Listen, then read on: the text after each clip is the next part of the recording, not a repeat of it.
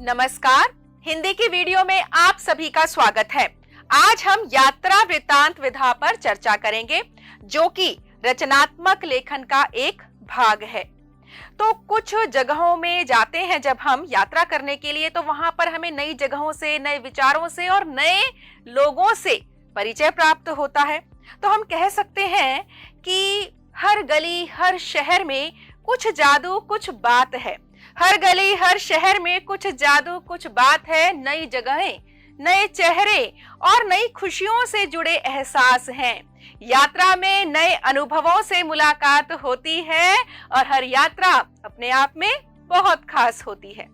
इसीलिए तो हमारे पाठ्यक्रम में 3 पाठ हैं जो कि यात्रा वृत्तांत हैं, और इन तीनों पाठों में बहुत ही रोचक और ज्ञानवर्धक जानकारियां दी गई हैं। अगर हम तिब्बत की सैर की बात करें तो लहासा की ओर पाठ है। इसी तरीके से त्रिपुरा की सैर की बात करें तो एक पाठ है कल्लू कुम्हार की ऊनाकोटी, और इसी तरह से सिक्किम की सैर भी हम कर सकते हैं साना साना हाथ जोड़ी पाठ के माध्यम से। और इन तीनों ही पाठ के रचनाकारों ने, राहुल सांकृत्यायन जी ने, के विक्रम सिंह जी ने और मधु कांकरिया जी ने, इन तीनों जगहों की यात्रा कुछ ना कुछ उद्देश्य से की थी।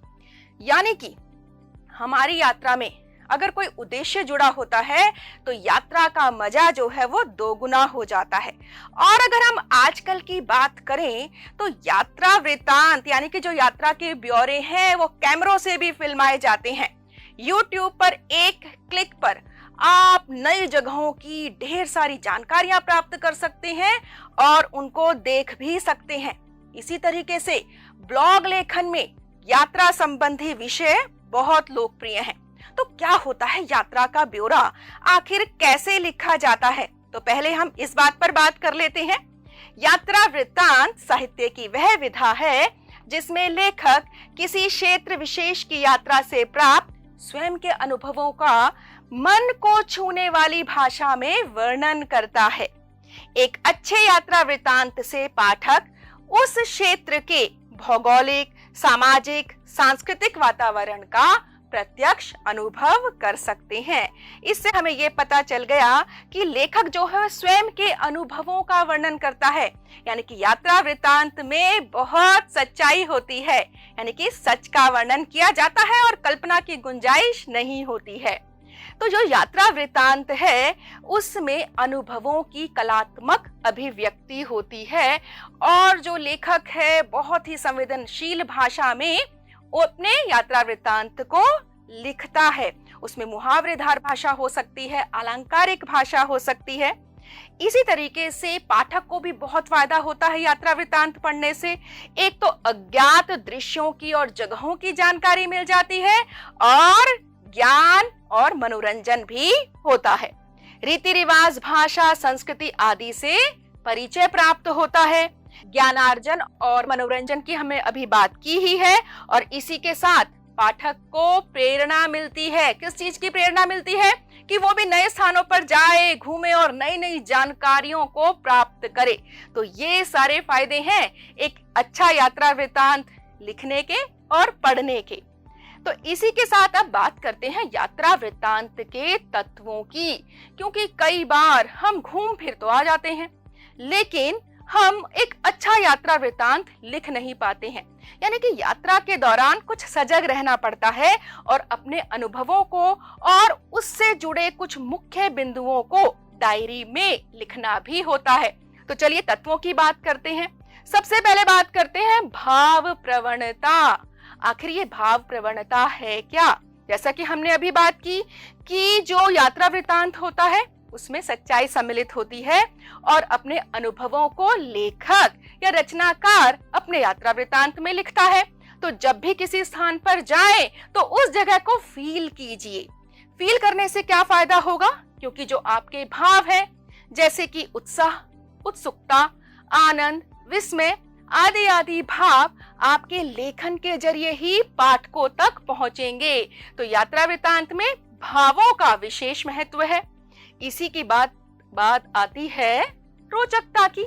आखिर रोचकता क्या है? किसी भी स्थान से जुड़े जो जानकारियां हैं, अनुभव हैं या जो तथ्य हैं, उनको पाठकों के सामने प्रस्तुत कीजिए ताकि वह रुचिकर लगे। तो ऐसे रुचिकर तथ्य, जानकारियां और अनुभवों को जरूर प्रस्तुत किया जाना चाहिए। इसी के साथ बात करते हैं हम रोमांचकता की। अब रोमांचकता क्या होती है? हमने एक यात्रा वृतांत पढ़ा था राहुल सांकृत्यायन जी द्वारा रचित ल्हासा की ओर।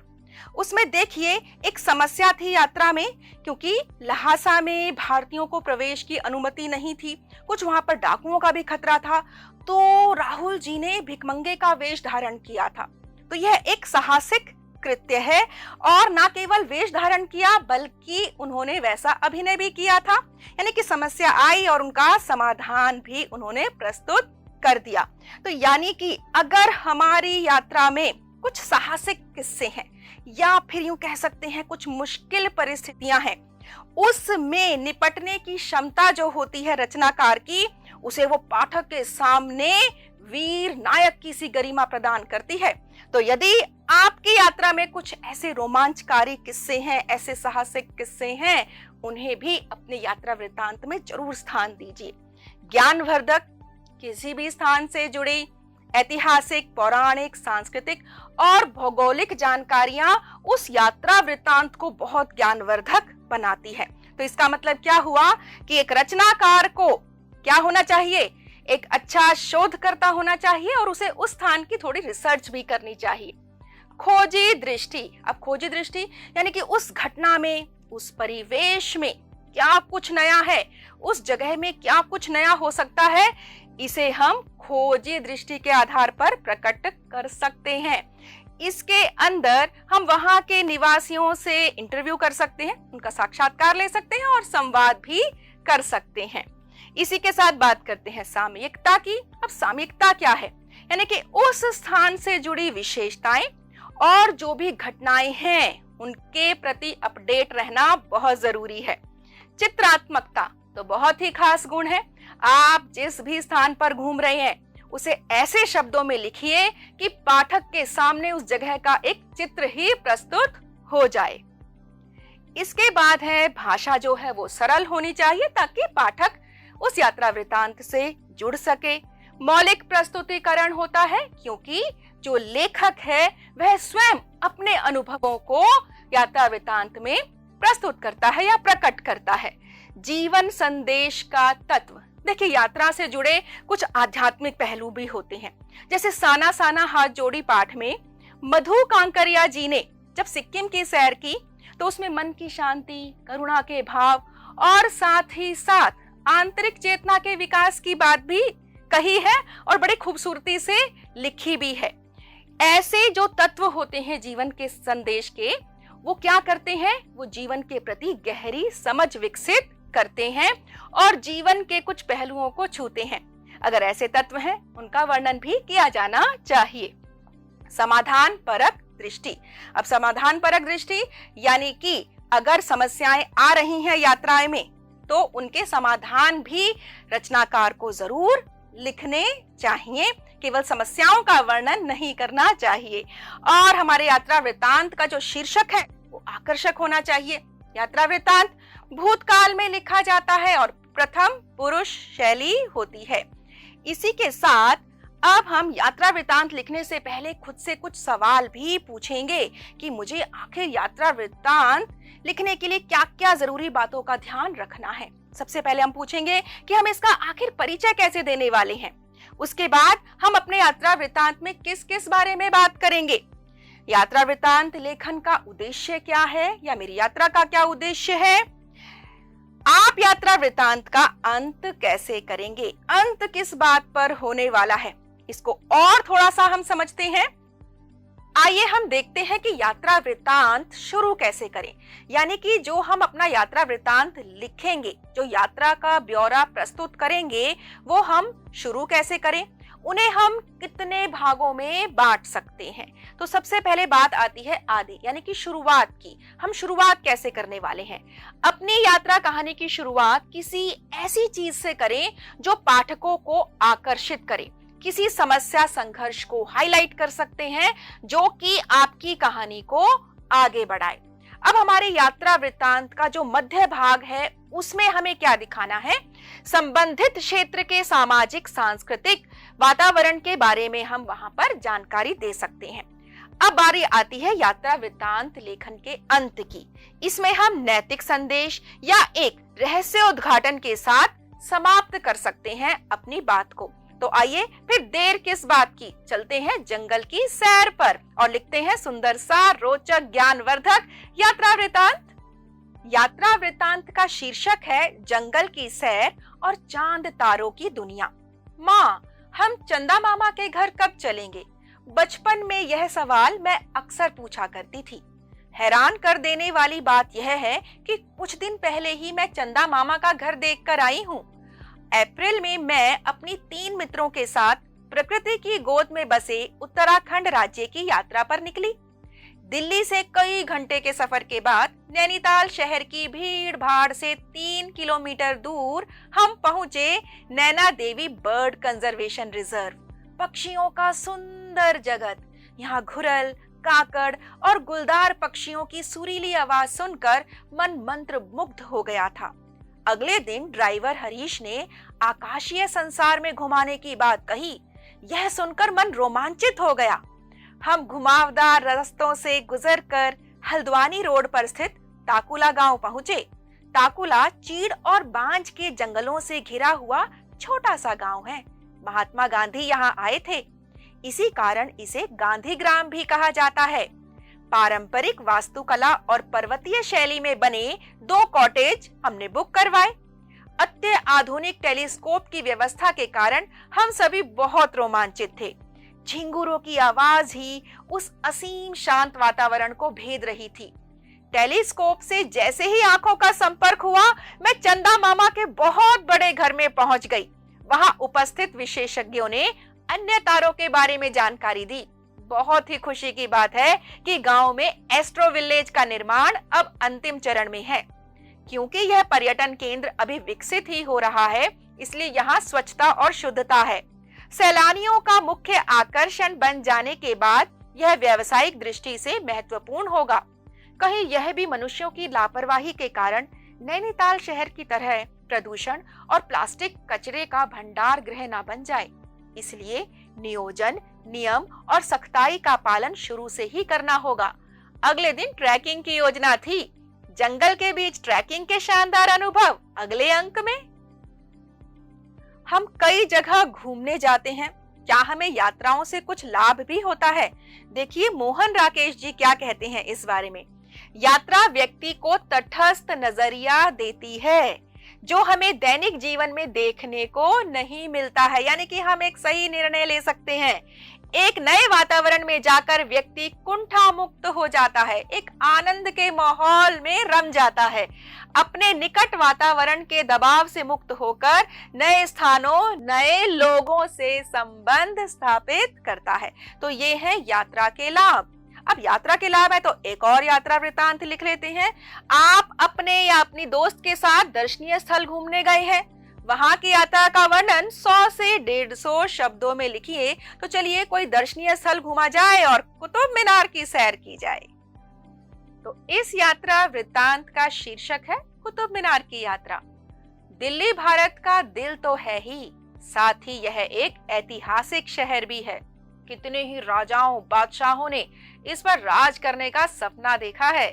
यहाँ की हर इमारत अपनी शान में कहानी कहती नजर आती है। कुतुब मीनार का इतिहास और भव्यता जानने समझने के लिए मैंने रविवार का दिन चुना। मेट्रो से इस दर्शनीय स्थान के आनंद को पाने के लिए निकल पड़ी। एक दिन के सफर पर नहीं, अकेले नहीं, मेरे साथ मेरी मित्र आद्या भी थी। आद्या मेरे सफरी झोले का अहम किरदार होती है। हम येलो मेट्रो लाइन में बैठे और आरामदायक सफर के मजे लेते हुए सीधे जा उतरे कुतुब मीनार मेट्रो स्टेशन पर। टिकट काउंटर पर पहुंचकर हमने 2 टिकटें ली, जिनका मूल्य केवल 70 रुपए था। बस फिर हम खड़े थे कुतुब मीनार के विशाल प्रांगण में। 72.5 मीटर ऊंची लाल बलुआ पत्थर से बनी यह मीनार किसी बादशाह की तरह शाही आभा और शान के साथ खड़ी थी, लेकिन 13वीं शताब्दी में बनी होने के कारण काफी गंभीर भी लगी। जगह जगह लगे साइन बोर्ड पर मीनार का इतिहास अंग्रेजी और हिंदी भाषा में अंकित था। यह भारत की सबसे ऊंची मीनार है। इसके परिसर में एक लोह स्तंभ भी है जिस पर कभी जंग नहीं लगता। हमने सेल्फी भी ली और मीनार के आसपास वीडियो भी बनाई। विदेशी मेहमान कुतुब मीनार के प्रत्येक कोने के इतिहास के बारे में अपने गाइड से ध्यान से सुन रहे थे। थोड़ी देर हम परिसर के खुले आंगन में बैठे रहे और यह देखकर अच्छा लगा कि परिसर की स्वच्छता बनाए रखने के लिए सभी पर्यटक सजग थे। इस तरह एक नई खोज भरा दिन बिताकर हम अपने घर की ओर वापस चल पड़े। आपको मालूम है, हिंदी साहित्य में बहुत ही रोचक, ज्ञानवर्धक और मनोरंजक यात्रा वृतांत लिखे गए हैं, जिनमें से कुछ हैं यात्रा का आनंद, जिसके लेखक है काका कालेलकर जी। अरे यायावर रहेगा याद, अज्ञेय जी, रिंजल धनजल फणीश्वरनाथ रेणु जी, आखिरी चट्टान तक मोहन राकेश और चीड़ों पर चांदनी निर्मल वर्मा आदि यात्रा वृत्तांत उपलब्ध है। जब भी आपको मौका मिले जरूर पढ़िए। तो अब है बारी अभ्यास कार्य की।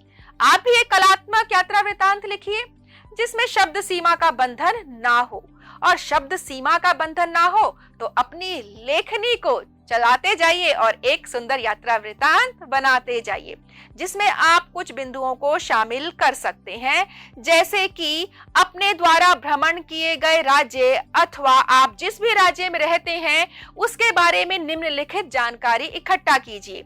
राज्य के किन्हीं 4 या 5 दर्शनीय स्थलों का जरूर भ्रमण कीजिए। निम्नलिखित संकेत बिंदुओं को जोड़कर रोचक और संवेदनशील भाषा यानी मन को छूने वाली भाषा में एक लेख लिखिए।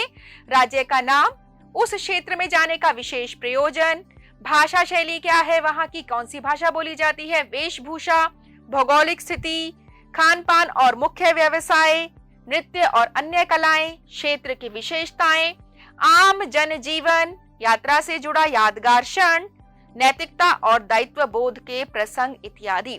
तो आप इन बिंदुओं को जरूर अपने यात्रा वृत्तांत में स्थान दे सकते हैं। इसी के साथ आपके लिए और भी अभ्यास कार्य है, लेकिन इस अभ्यास कार्य में आपको ध्यान रखना है शब्द सीमा का, कि गर्मियों की छुट्टियों में आप अपनी नानी दादी के गांव घूमने गए हैं। यहाँ की यात्रा का वर्णन 100 से 150 शब्दों में लिखिए। आप अपने स्कूल की क्रिकेट टीम के साथ किसी दूसरे राज्य में खेलने गए हैं, उस यात्रा का वर्णन 100 से 150 शब्दों में लिखिए। तो आप लिखिए एक रोचक यात्रा वृत्तांत। मैं लेती हूं आप सभी से विदा। धन्यवाद।